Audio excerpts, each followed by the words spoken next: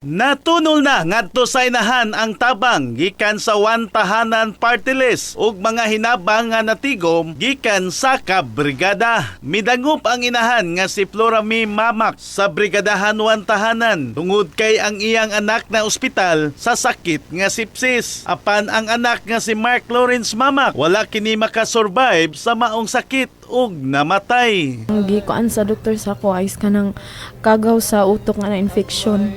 Kagaw nga sa dugong ana infection sa ka sa Isa utok. kasing ulo. Sige siya og kanang seizure ato nga time katong naari pa ko diri mang. Ang inahan nga wala pa ka move on sa kaguol sa kamatayon sa iyang anak. Emosyonal nga mipasalamat sa mga tao nga naluoy kanila og sa One Tahanan Party List. Abang na ko sa sitwasyon sa akong anak nga namatay tungod sa sakit nga sepsis. Magpasalamat ko sa Brigada News FM Cebu, One Tahanan Party List ug sa mga tawo nga ning hatag og tabang sa ako ang anak nga namatay.